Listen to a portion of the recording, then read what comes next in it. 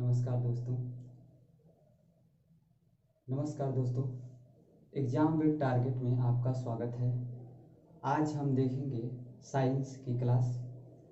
और साइंस की क्लास यानी साइंस हम बहुत ही इजी कंसेप्ट से देखेंगे, बहुत ही इजी मेथड से, और वही टॉपिक देखेंगे जो एग्जामिनेशन के दृष्टिकोण से काफ़ी महत्वपूर्ण है। ठीक है, तो साइंस हम देखते हैं। जो साइंस है वो साइंस जो वर्ड है वो लैटिन भाषा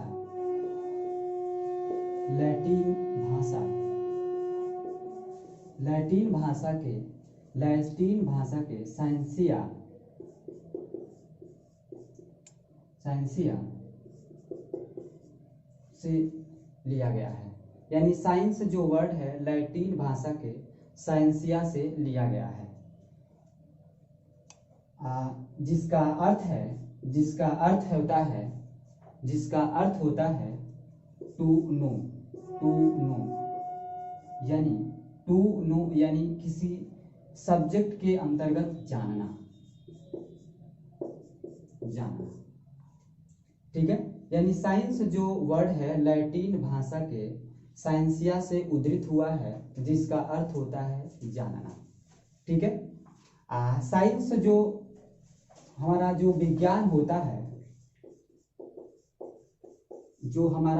होता है उसे अध्ययन के सुविधाजनक बनाने के लिए इसे हम मुख्य रूप से दो भागों में बांट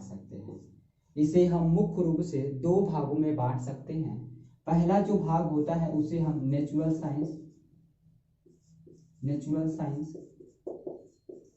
साइंस और दूसरा भाग होता है हमारा सोशल साइंस।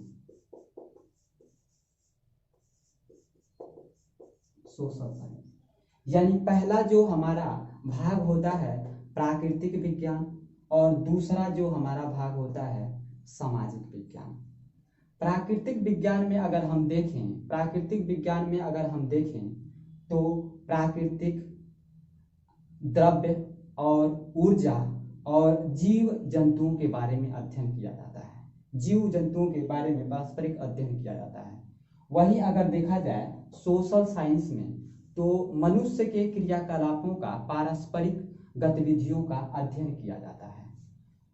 अगर नेचुरल साइंस को देखा जाए तो नेचुरल साइंस का विषय देखा जाए तो काफी व्यापक है, और व्यापक होने के कारण इसे फिर अध्ययन के सुविधाजनक बनाने के लिए इसे दो भागों में हम बांटते हैं। पहला इसका अगर भाग देखें तो पदार्थ विज्ञान होता है, और दूसरा भाग अगर हम देखें तो होता है जीव विज्ञान। ठीक है, पदार्थ विज्ञान यानी पहला जो भाग होता है उसे हम पदार्थ विज्ञान कहते हैं, और दूसरा जो हमारा भाग होता है उसे हम जीव विज्ञान कहते हैं। पदार्थ विज्ञान यानी द्रव्यों और पदार्थों का अध्ययन किया जाता है, उनके पारस्परिक गतिविधियों का अध्ययन किया जाता है। इसलिए पदार्थ विज्ञान भी व्यापक है, और व्यापक होने के कारण भी इसे भी हम दो भागों में बांटते हैं। हम दो भागों में बांट सकते हैं। पहला जो भाग होता है उसे हम रसायन विज्ञान कहते हैं,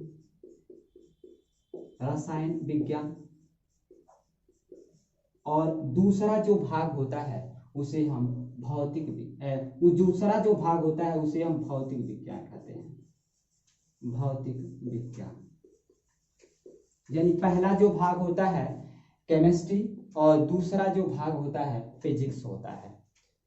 और वही देखा जाए नेक्स्ट जो पार्ट है उसका तीसरा भाग है जीव विज्ञान। तो यहाँ से देखने से यह लगता है जो हमारा एग्जामिनेशन के दृष्टिकोण से जो विज्ञान है वो तीन ही पार्ट ही महत्वपूर्ण होते हैं।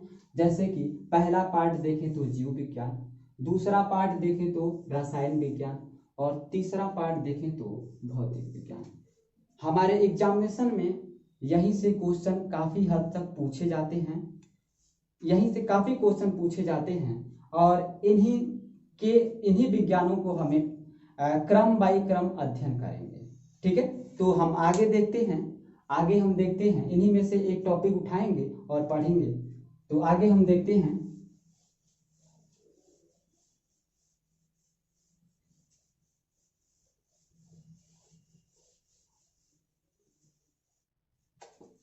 वैसे तो दोस्तों अगर देखा जाए, जो विज्ञान है इनको एक सांसारिक दुनिया में अगर देखें तो संसार में जो भी वस्तुएं यानी पदार्थ हमारे दृश्य से दिखाई देते हैं, वो तीन ही तरह के पदार्थ दिखाई देते हैं। वो पदार्थ या तो ठोस होगा,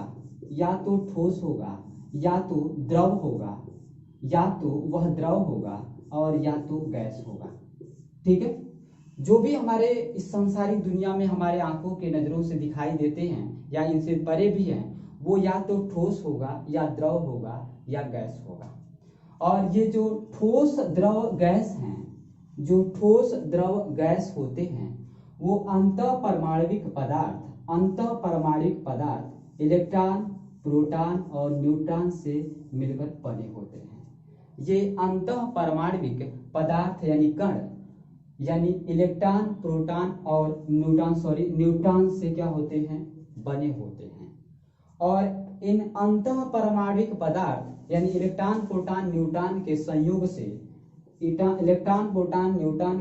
से एटम का निर्माण होता है। एटम का क्या होता है, निर्माण होता है। और बहुत सारे एटम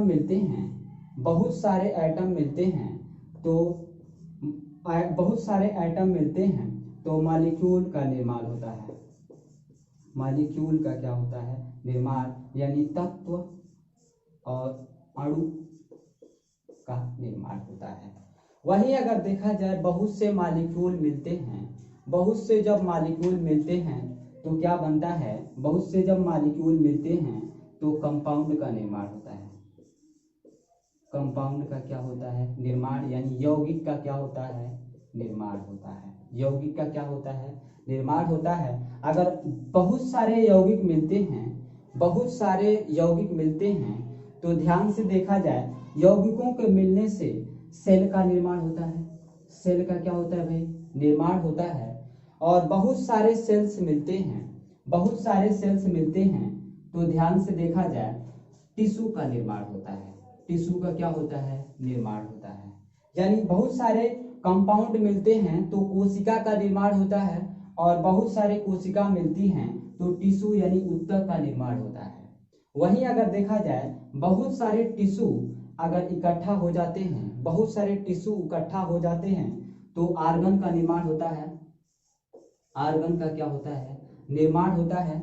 आर्गन का यानी अंग का क्या होता है, निर्माण होता है। अंग का क्या होता है, निर्माण होता है। अब बहुत सारे आर्गन्स अगर मिल जाते हैं तो क्या देखा जाए, ऑर्गन सिस्टम का निर्माण होता है। ऑर्गन सिस्टम का क्या होता है, निर्माण होता है। यानी बहुत सारे अंग मिलते हैं तो ऑर्गन सिस्टम यानी अंग तंत्र का निर्माण होता है। और बहुत सारे अंग तंत्र मिलते हैं तो ध्यान से देखें, एक बॉडी का निर्माण होता है। एक बॉडी का क्या होता है, निर्माण, यानी एक शरीर का क्या होता है, निर्माण होता है। यानी जो हम मनुष्य का अगर संरचना देखें तो बहुत सारे ऑर्गन सिस्टम मिलता है तो एक बॉडी का निर्माण होता है। और बॉडी यानी हम मनुष्य का निर्माण होता है। अब बहुत सारे अगर मनुष्य मिलते हैं तो ध्यान से देखें, एक पॉपुलेशन का निर्माण होता है। पॉपुलेशन का क्या होता है, निर्माण, यानी जनसंख्या का क्या होता है, निर्माण होता है। और बहुत सारे जनसंख्या मिल जाते हैं, तो ध्यान से देखेंगे, कम्युनिटी का निर्माण होता है। कम्युनिटी का क्या होता है, निर्माण, यानी एक समुदाय का क्या होता है, निर्माण होता है। और बहुत सारे कम्युनिटी मिलती हैं, अगर देखा जाए कम्युनिटी मिलती हैं तो ध्यान से देखें, एक इकोसिस्टम का निर्माण होता है। एक इको क्या होता है, सिस्टम, यानी इकोसिस्टम का यानी पारिस्थितिकीय तंत्र का निर्माण होता है। वही अगर आगे देखा जाए बहुत सारे पारिस्थितिकीय तंत्र यानी इकोसिस्टम का निर्माण होता है। तो इकोसिस्टम्स अगर बहुत सारे मिल जाते हैं तो बायोम का निर्माण होता है।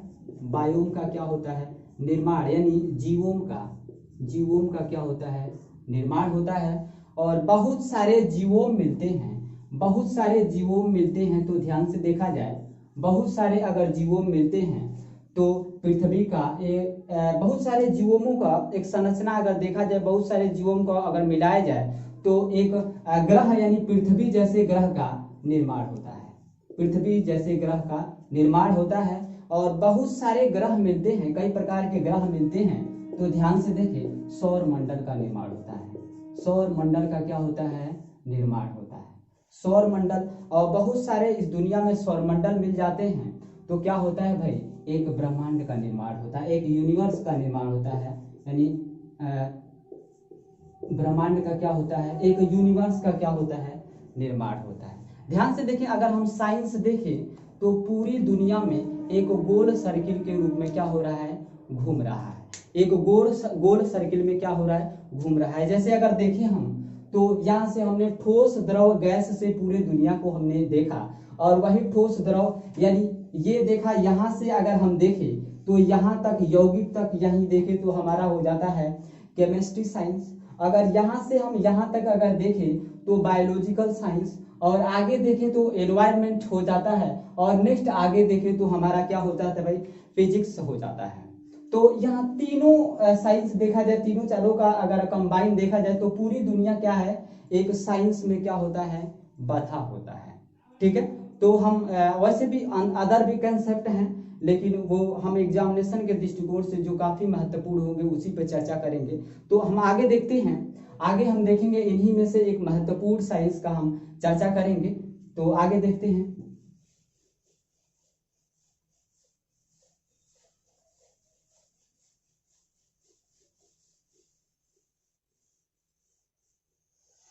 तो ध्यान से देखेंगे दोस्तों, हम आज स्टार्ट करेंगे आपका महत्वपूर्ण, यानी आज हम साइंस में इन्हीं साइंस में से चर्चा करेंगे रसायन विज्ञान यानी केमिस्ट्री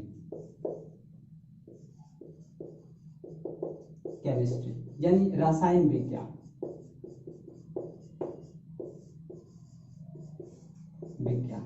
ठीक है, आज हम रसायन विज्ञान का देखेंगे।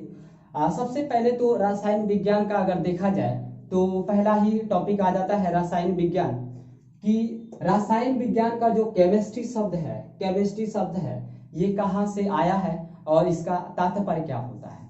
तो ध्यान से देखा जाए जो ये केमिस्ट्री वर्ड है तो ये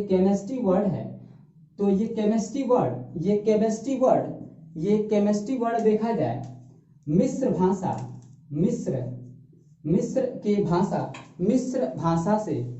भाषा के केमिया यानी केमिया वर्ड से लिया गया है। केमिया वर्ड यानी जो रसायन यानी केमिस्ट्री वर्ड है ये मिस्र भाषा केमिया से लिया गया है, जिसका शाब्दिक अर्थ होता है काला रंग। जिसका शाब्दिक अर्थ क्या होता है? काला रंग। अगर वही देखिए ये काला रंग जो है, ये काला रंग का अर्थ क्या है? मिस्र में एक नील नदी बहती है जिसके किनारों पे देखा जाए काले रंग की क्या होती है? मिट्टी पाई जाती थी। मिस्र में एक नील नदी बहती है जिसमें काले रंग की क्या पाई जाती थी भाई? मिट्टी पाई जाती है। और इस काले रंग की मिट्टी में अध्ययन करके पाया गया कि इसमें बहुत से कंपाउंड केमिकल फॉर्म में पाए जाते हैं। बहुत से कंपाउंड हैं जो केमिकल के फॉर्म में पाए जाते हैं, और इन्हीं केमिकल के फॉर्म में पाए जाने के कारण इसे हम केमिया शब्द से नवाजा गया, और इसी केमिया शब्द से उदित हुआ केमिस्ट्री। ठीक है, केमिस्ट्री। तो ये तो फिलहाल अलग तरह के केमिस्ट्री का परिभाषित है। अब दूसरा अगर हम देखें केमिस्ट्री को अगर देखा जाए तो क्वेश्चन बन जाता है कि जो केमिस्ट्री यानी आ जाता है कि रसायन विज्ञान के जनक कौन है? तो ध्यान से देखा, अगर देखा जाए पहले ही क्वेश्चन आ जाता है father of chemistry. Father of chemistry कौन है? तो ध्यान से देखा जाए father of chemistry Antoine Antoine Antoine Lavoisier Lavoisier Lavoisier Antoine Lavoisier को कहा जाता है। एंटोनी लेवेजियर को क्या खास बात है कि रसायन विज्ञान का पिता कहा जाता है? तो इनमें इन्होंने दो बात खास आई।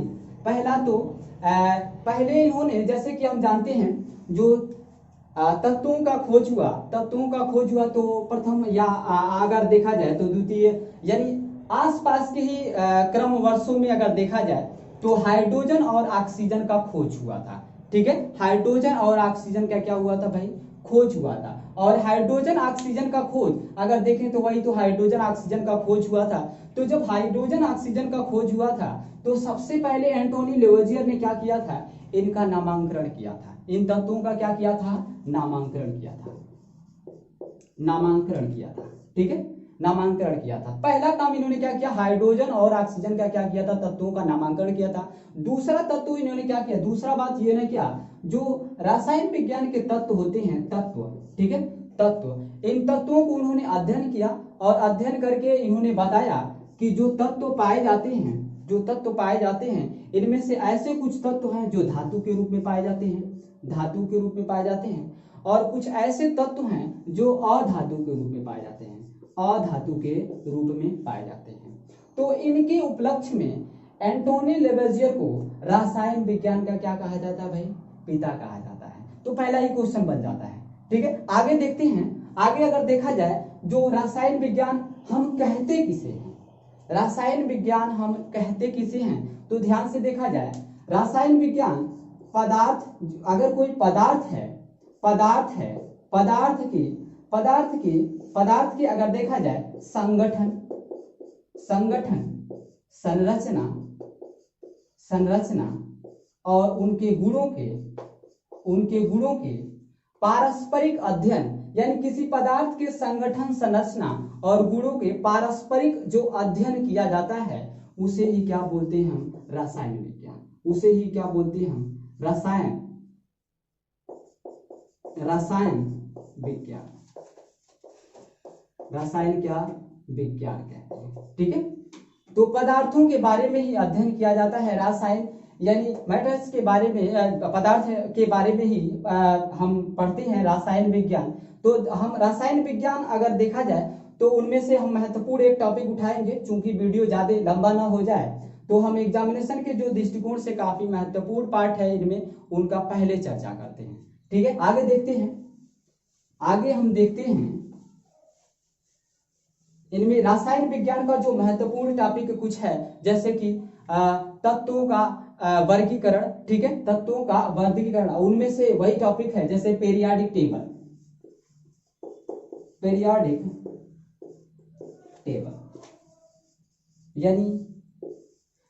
टेबल, यानी आवर्त सारणी का रासायन विज्ञान से आवर्त सारणी से काफी क्वेश्चन पूछे जाते हैं और आज हम इसी पे चर्चा करेंगे। ठीक है, तो तत्वों का अगर देखा जाए पीरियाडिक टेबल अगर देखा जाए, इनमें तत्वों का क्या किया जाता है भाई? अध्ययन किया जाता है। तो इनको तत्वों को क्रमबद्ध रूप से सजाने का जो हमारे वैज्ञानिकों का कार्य रहा है, वो 4 चरणों में रहा है। 4 चरणों में रहा है। ठीक है, 4 चरणों में क्या है? रहा है। पहला जो अगर देखा जाए हमारे तत्वों का क्रमबद्ध रूप से सजाने का कार्य किया गया है, तो पहला हमारा कार्य थे डोबेराइनर। पहले हमारे जो साइंटिस्ट है, पहला उनका जो प्रयास किया गया था डोबेराइनर,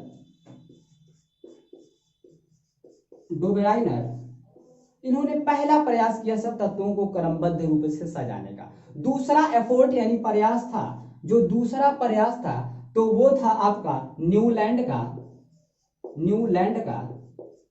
और हमारा तीसरा जो प्रयास था वो मेंडलीफ का था। और हमारा चौथा जो हमारा प्रयास था वो मोजले जी का था। ठीक है, यानी तत्वों को क्रमबद्ध रूप से सजाने का इन चार वैज्ञानिकों का महत्वपूर्ण भूमिका रही है। इनसे पहले भी एक साइंटिस्ट की भूमिका रही थी, लेकिन उन्हीं के आधार पर डोबराइनर ने तत्वों को क्रमबद्ध सजाया था। उनका नाम था प्राउट। ठीक है, प्राउट ने पहले तत्वों को क्रमबद्ध रूप से सजाया था और ज्यादा चर्चित नहीं रहे। उन्हीं के आधार पर डोबराइनर जी ने तत्वों को क्रमबद्ध रूप से सजाया था। हम आगे देखते हैं, इन्हीं के जो सजाने का तत्वों का क्रम है, इन्हीं के द्वारा हम इन्हीं के माध्यम से हम पढ़ेंगे। तो इनकी जो हिस्टोरिकल पीरियोडिक टेबल बनने की जो हिस्टोरिकल होती है, कहा उनसे कुछ क्वेश्चन पूछे जाते हैं, उनसे कुछ हम जानकारी ले लेते हैं। तो पहला हम तत्वों को क्रमबद्ध रूप से सजाने का जो कार्य किया गया था डोबराइनर जी का, उनके बारे में हम अध्ययन करते हैं। ठीक है, तो हम देखते हैं पहला जो एफर्ट यानी प्रयास किया गया था डोबराइनर जी के द्वारा, उनका प्रयास अगर देखा जाए तो पहला प्रयास देखा जाए तो डोबराइनर जी ने किया। डोबराइनर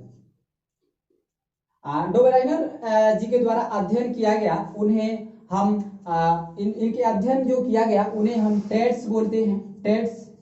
टेट्स बोलते हैं या हम उन्हें ट्रिपलेट्स बोलते हैं। टेट्स बोलते हैं या हम उसे ट्रिपलेट्स बोलते हैं। ठीक है, ट्रिपलेट्स या इसे हम त्रिक सिद्धांत या हम इसे त्रिक सिद्धांत बोलते हैं। ठीक है, यानी डोबराइनर जी ने जो तत्वों का अध्ययन किया उसे हम ट्रेड्स या ट्रिपलेट या त्रिक सिद्धांत बोलते हैं। डोबराइनर जी ने जो प्रथम प्रयास किया, इनका अगर प्रयास देखा जाए तो 19वीं शताब्दी यानी 1817 से 18 के बीच किया गया था। इनका जो पहला प्रयास किया गया था 1817 से 18 के बीच किया गया था। इनका जो प्रयास था, उनका जो बेस यानी आधार था, ये था एटॉमिक मास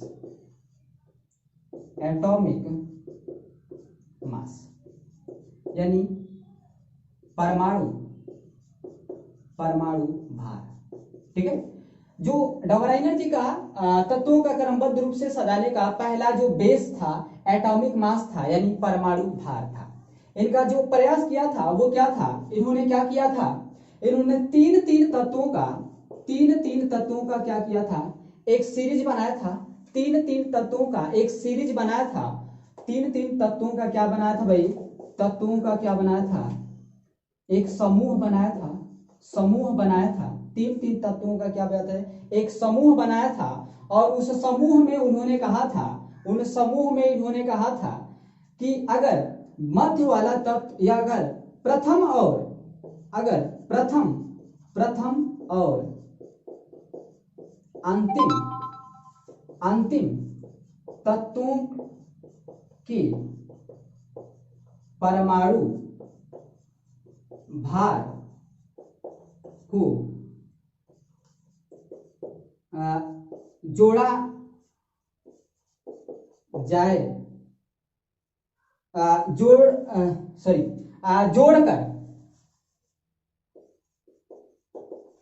जोड़कर उनका माध्य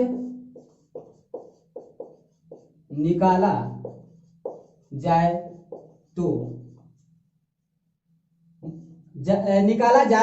मध्य वाला तत्व का परमाणु भार प्राप्त होता है। निकाला जाए तो मध्य वाला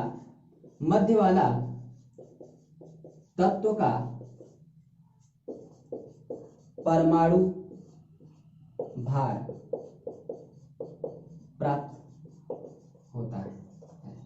ठीक है, तो डोबराइनर जी का जो बेस था वो एटॉमिक मास था और इन्होंने अध्ययन करके बताया कि तीन तत्वों का एक समूह बनाया और उन समूह में इन्होंने बताया कि प्रथम और अंतिम तत्व के परमाणु भार का माध्य अगर निकाला जाए तो 20 वाले तत्व का परमाणु भार प्राप्त हो जाता है। ठीक है, इनका ये टेस्ट था। इन्होंने तत्वों को अध्ययन इस रूप में सजाने का जो प्रयास किया था, तो इन्होंने 3 टेट्स बनाए थे। डोबराइनर जी के द्वारा 3 ही टेट्स बनाए गए थे। पर अगर प्रथम टेट्स देखा जाए, प्रथम टेट्स प्रथम टेट्स देखें तो इन्होंने प्रथम टेट्स जो बनाया था, इन्होंने बनाया था लिथियम सोडियम और पोटेशियम का। लिथियम सोडियम और पोटेशियम का इन्होंने कहा था अगर लिथियम और पोटेशियम के परमाणु भार का जोड़ करके उसका माध्य निकाला जाए तो सोडियम का परमाणु भार क्या होता है, प्राप्त हो जाता है। इन्होंने जो दूसरा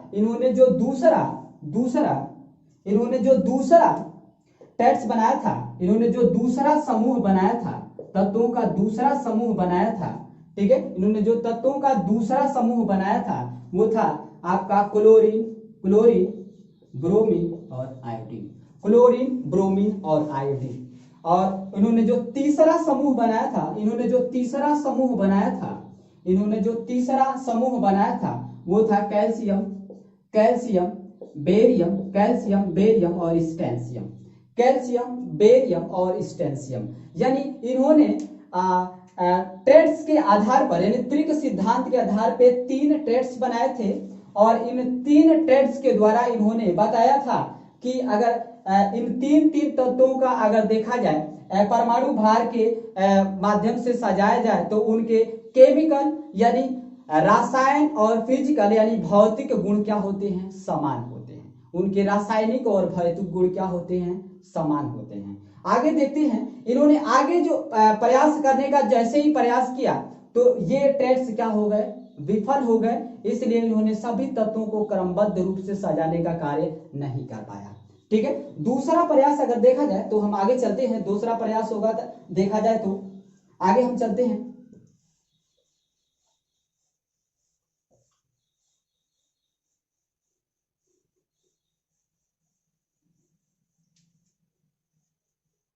तत्वों को क्रमबद्ध रूप से सजाने का अगर देखा जाए जो दूसरा प्रयास किया गया था, द्वितीय जो प्रयास किया गया था, तो ध्यान से देखा जाए तो न्यूलैंड एक साइंटिस्ट है,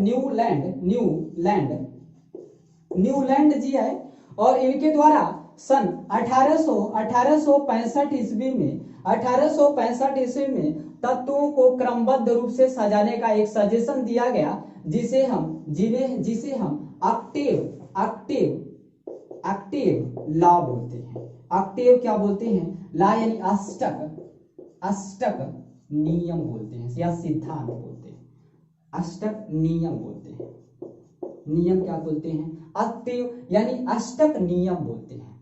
ध्यान से देखा जाए जो न्यूलैंड का अष्टक नियम था, इन्होंने जो इनका सजाने का तत्वों का अगर नियम का बेस देखा जाए, बेस अगर देखें तो इनका तत्वों को क्रमबद्ध रूप से सजाने का जो बेस था वो 2 था।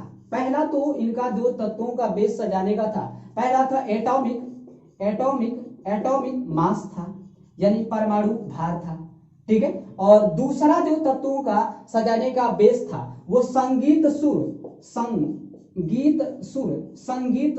था, ठीक है। तो पहला जो बेस था एटॉमिक मास यानी परमाणु द्रव्यमान था, ठीक है। दूसरा था संगीत सुर यानी कहने का मतलब जो पहला बेस था यानी परमाणु भार पे तत्वों को क्रमबद्ध रूप से सजाने का कार्य किया था। दूसरा यानी संगीत सुर यानी सा रे गा मा पा धा नी सा, ठीक है। संगीत सुर जैसे हम गाते हैं सा रे गा मा पा धा नी सा, इन्हीं के क्रम में इन्होंने तत्वों को क्या किया था भाई, सजाया था।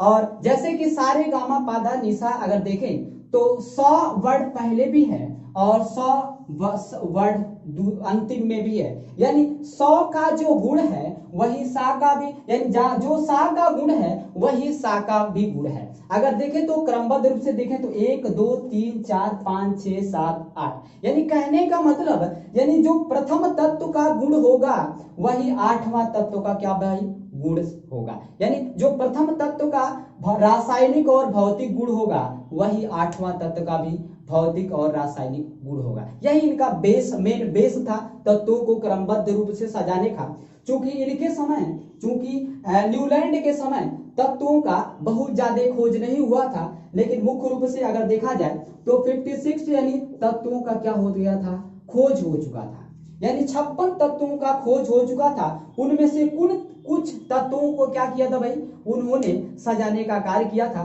तो वो कौन से तत्व थे, आगे हम देखते हैं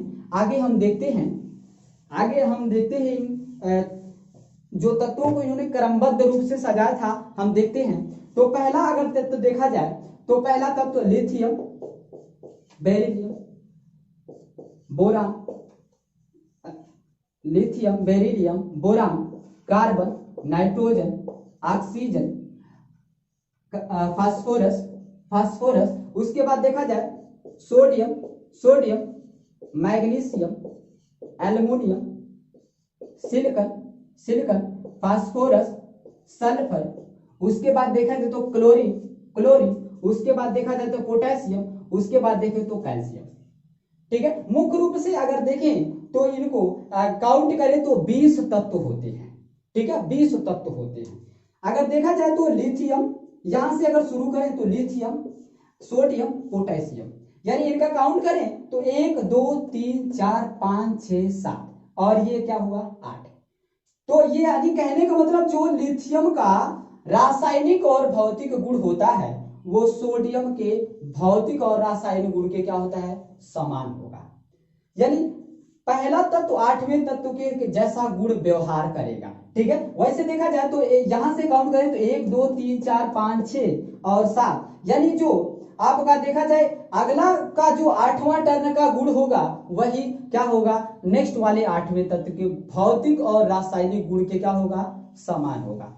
क्योंकि ये इनके समय 56 तत्वों का खोज हो चुका था और इन्होंने क्या किया भाई, जैसे ही इससे आगे तत्वों को बढ़े तो यह जो इनका सारे गामा पाधा निशा सिद्धांत था वो विफल हो गया। इसलिए इन्होंने सभी तत्वों को क्रमबद्ध रूप से सजाने का कार्य नहीं कर पाए। तो क्वेश्चन आ ही जाता है कि जो न्यूलैंड का सिद्धांत था कितने तत्वों को क्रमबद्ध रूप से सजाने का कार्य किया गया था, तो 20 तत्वों का क्रमबद्ध रूप से सजाने का कार्य किया गया था। इनके पास आगे तत्वों का सजाने का कार्य इन्होंने नहीं कर पाया। तो नेक्स्ट अगर देखा जाए जो तीसरा एफर्ट अगर हम देखें तो दूसरे साइंटिस्ट के द्वारा किया गया। तो आगे हम देखते हैं जो अगला व्यवहार किया गया था साइंटिस्ट जी का। तो तीसरा एफर्ट हम देखते हैं। तीसरा एफर्ट अगर देखा जाए तो तीसरा एफर्ट अगर प्रयास देखें तो हमारे मेंडलीव जी हुए। जो तीसरा प्रयास किया गया था तत्वों को क्रमबद्ध रूप से सजाने का, तो जो तीसरा एफर्ट किया गया था वो किया गया था मेंडलीव के द्वारा। मेंडलीव जी के द्वारा इस तत्वों का क्रमबद्ध रूप से सजाने का जो कार्य किया गया था वो 1869 में किया गया था। 1869 में किया गया था। इनके द्वारा जो तत्वों को क्रमबद्ध रूप से सजाने का कार्य किया गया था तो इन्होंने क्या कहा, इनका जो तत्वों को क्रमबद्ध रूप से सजाने का बेस था। तो ध्यान से देखिए, पहले तो इनका बेस से पहले अगर देखा जाए तो इनका बता एटॉमिक मास था। एटॉमिक क्या था, मास यानी परमाणु भार था। इन्होंने कहा था अगर देखा जाए तो सबसे पहले अगर देखें तो जो पेरियोडिक टेबल है, यानी इन जो प्रथम प्रयास, द्वितीय प्रयास, तृतीय प्रयास, यानी जो 2 प्रयास किए गए इनमें सबसे कारगर अगर देखा जाए प्रयास तो मेंडलीव जी का रहा। ठीक है, मेंडलीव जी का रहा। तो इनके द्वारा जो प्रयास किया गया था तो प्रथम बार तत्वों को क्रमबद्ध रूप से सजा करके एक सारणी बनाने का कार्य किया गया था। मेंडलीव जी के द्वारा प्रथम बार क्या किया गया था, प्रथम यानी सर्वप्रथम जो आवर्त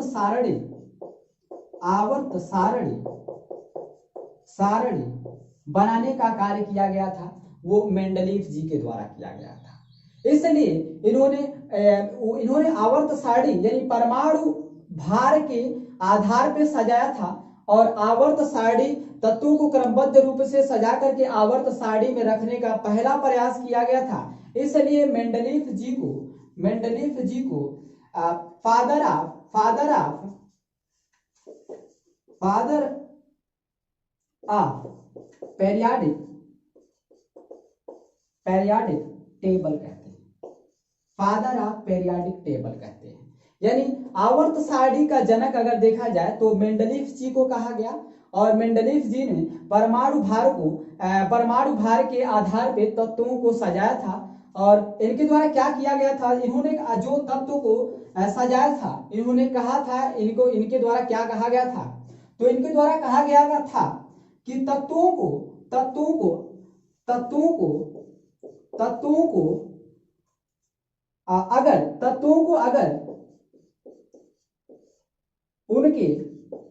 उनके परमाणु भार के आधार पर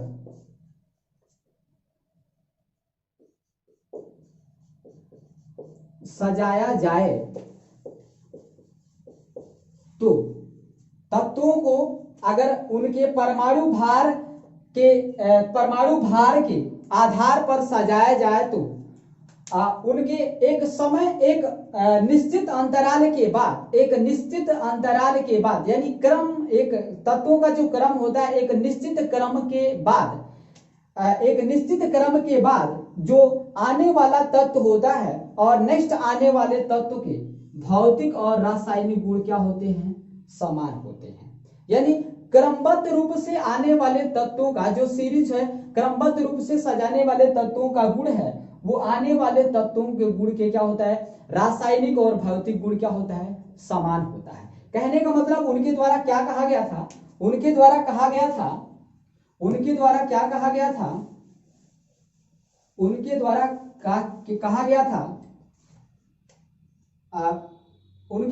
गया था कि परमाणु तत्वों के भौतिक और रासायनिक गुण, तत्वों के अगर परमाणु क्रम के आधार पे, परमाणु भार के आधार पे सजाया जाए तो उनके भौतिक गुण और रासायनिक गुण तत्व के आवर्तीय फलन होते हैं। भौतिक गुण और रासायनिक गुण क्या होते हैं, तत्व के आवर्तीय फलन होते हैं। और आवर्तीय फलन का मतलब होता है कि तत्व का गुण आने वाले तत्व के गुण के जैसा क्या रिपीटेशन करता है। इनका यही बेस था।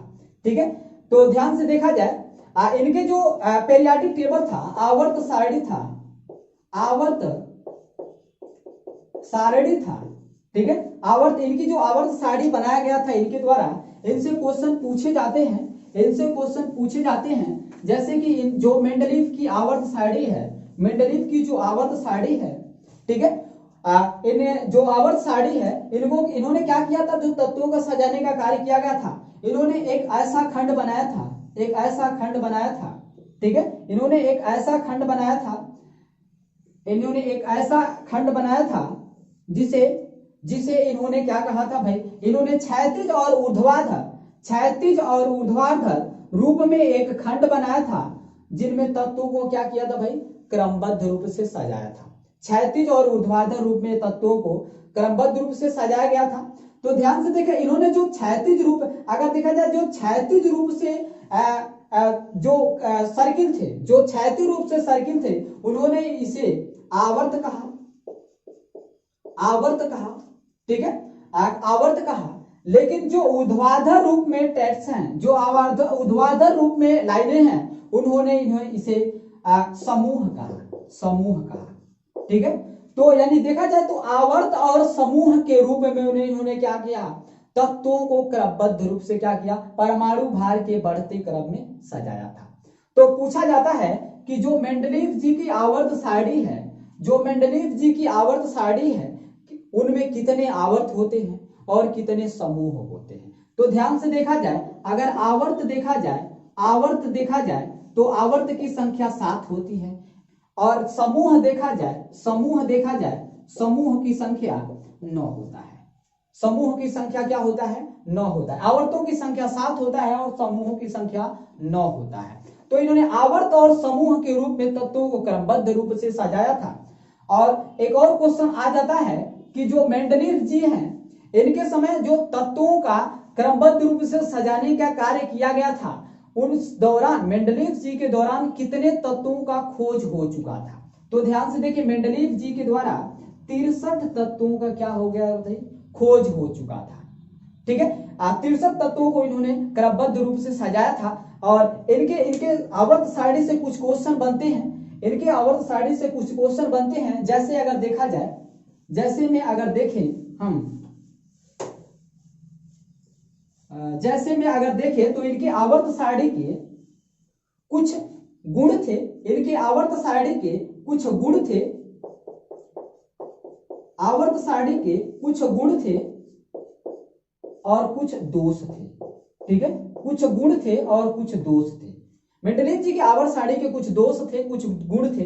तो अगर गुण में देखा जाए, गुण में अगर देखें तो गुण अगर देखा जाए, मेंडलीव जी की आवर्त सारणी के गुण अगर देखें तो अगर पहला गुण देखें तो पहला गुण देखा जाए तो इनके आवर्त सारणी बनाने का जो गुण पहला था, इनके गुण के बारे में अगर देखें, इनके गुण के बारे में देखें तो जो पहला गुण था, पहला गुण था तो तत्वों के क्या हुए भाई, परमाणु परमाणु परमाणु परमाणु भार का अध्ययन क्या हुआ भाई, आसान हो गया। परमाणु भार का अध्ययन क्या हो गया भाई, आसान हो गया। अध्ययन क्या हो गया, आसान हो गया, आसान हो गया। दूसरा जो गुण था इनके तत्वों के, परमाणु तत्वों, इनका दूसरा जो आवर्त सारणी का गुण था, तो सबसे अगर विशिष्ट गुण का अगर देखें तो दूसरा जो गुण था विशिष्ट गुण, इन्होंने क्या किया था भाई, भविष्य में खोजे जाने वाले तत्वों के लिए आवर्त सारणी में खाली स्थान छोड़ दिए थे। तो इनका सबसे महत्वपूर्ण ये गुण है, यानी भविष्य में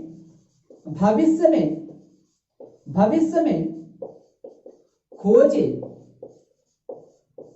जाने वाले तत्वों के लिए क्या किया था भाई, खाली स्थान छोड़ दिए थे। तत्वों के लिए क्या किए थे भाई, खाली स्थान छोड़ दिए थे।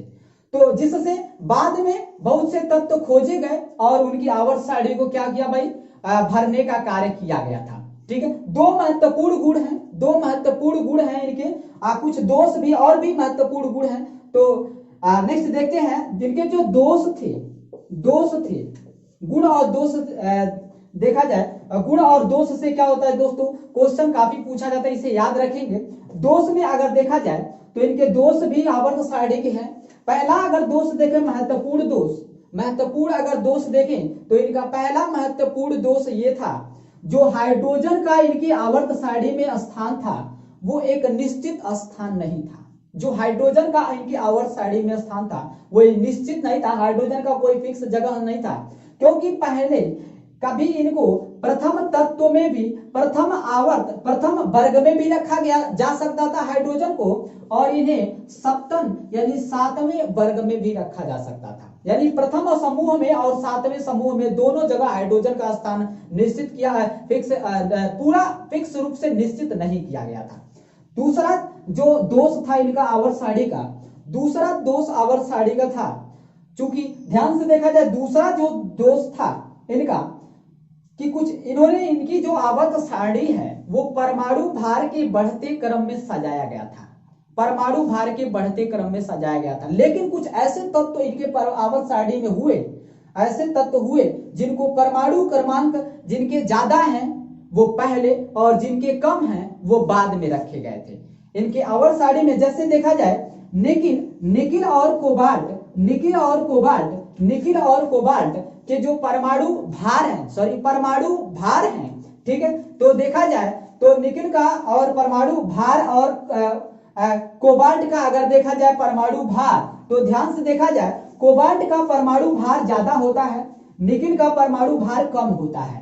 लेकिन आवर्त सारणी में कोबाल्ट के परमाणु भार ज्यादा होने पर भी इनको क्या रखा गया बताए, पीछे रखा गया था, और निकिल को क्या रखा गया था भाई, आगे, निकिल को क्या रखा गया था भाई, ज्यादा परमाणु भार को आगे रखा गया था, कम परमाणु भार को क्या रखा था, बाद में रखा गया था। ठीक है, इनके पहले दोस्त। उसी तरह और भी तत्व हैं, जैसे देखा जाए आयोडीन और टेलुरियम, इनमें भी यही चीज पाया जाता है, ज्यादा परमाणु भार वाले तत्वों को पहले रखा गया था, कम परमाणु भार वाले तत्वों को ज्यादा बाद में रखा गया था। तीसरा इनका अगर दोष देखें, जो तीसरा अगर इनका दोष देखा जाए, तीसरे आवर्त सारणी का इनके दोष देखा जाए तो इनके जो आवर्त सारणी बनाया गया था इसमें आइसोटोप्स का क्या किया गया था भाई, यानी समस्थानिक क्या किया गया था, समस्थानिक का क्या किया गया था, ध्यान नहीं दिया गया था। समस्थानिक का क्या किया गया था, इनके आवर्त सारणी में समस्थानिकों का ध्यान नहीं दिया गया था। ठीक है, तो ये तीन मुख्य दोष इनके आवर्त सारणी में पाया गया था। ठीक है, ध्यान से देखा जाए तो इनके आवर्त सारणी में तीन मुख्य दोष थे, और भी दोष हैं, फिलहाल इतना एग्जामिनेशन दृष्टिकोण से काफी महत्वपूर्ण है, यहाँ पूछे जाते हैं। नेक्स्ट आगे चलते हैं हम तीसरे प्रयास पे आगे हम चलते हैं। जो तीसरा प्रयास था आवर्त सारणी बनाने का, चौथा जो प्रयास था आवर्त सारणी बनाने का, फोर्थ जो प्रयास था वो था मोजले जी का था। और चौथा जो प्रयास था मोजले जी का था। और इनके द्वारा जो प्रयास किया गया था, मोजले जी का जो प्रयास किया गया था वो 1913 में किया गया था। 1900 क्या किया गया था भाई, 1913 में किया गया था। और इनका जो प्रयास किया गया था, इन चारों अगर एफर्ट यानी प्रयास में देखें, इन चारों एफर्ट में देखें तो सबसे सफल प्रयास मोजले जी का रहा। इसीलिए इनके द्वारा जो तत्वों का क्रमबद्ध रूप से सजाने का कार्य किया गया था, इन्हें आधुनिक आवर्त सारणी नाम दिया गया। आधुनिक आवर्त सारणी नाम दिया गया। तो दोस्तों हम अगर देखें तो काफी वीडियो लंबा हो जाएगा, इसलिए हम नेक्स्ट जो टॉपिक है वो हम अगले पार्ट में बहुत ही अच्छे तरीके से बताने का प्रयास करेंगे। चूंकि वीडियो लंबा हो जाएगा, इसलिए हम आगे जो भी बचा है वो अगले पार्ट में हम आप लोगों को अध्ययन कराएंगे। ठीक है, नमस्ते।